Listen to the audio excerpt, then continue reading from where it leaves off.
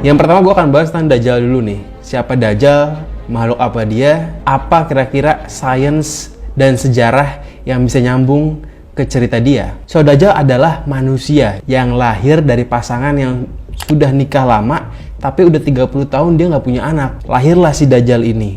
Dan pada akhirnya Dajjal juga mengkhianati kedua orang tuanya. Dajjal ini kalau di dalam Islam digambarkan ciri-cirinya matanya picek.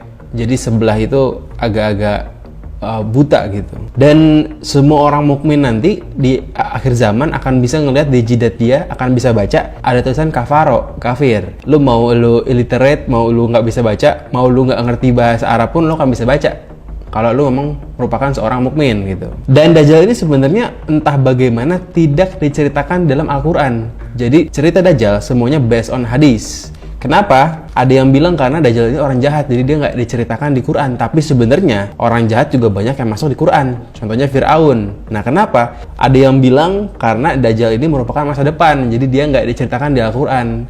Kalau Fir'aun, karena dia masa lalu sudah terjadi, dia diceritakan dalam Al-Quran meskipun dia orang jahat. Hampir semua agama itu punya konsep tentang Dajjal, tentang Antichrist. Entah itu agama Islam, agama Kristen, agama Syiah, agama apapun, hampir semuanya punya konsep Dajjal Antichrist. Ini sama kayak konsep banjir besar. Konsep banjir besar Nabi Nuh itu ada di hampir semua peradaban. Mau orang aborigin, mau suku Aztec, mau Fir'aun, mau manapun, punya. Memang beda-beda, tapi intinya sama. Ada banjir besar pada zaman dulunya.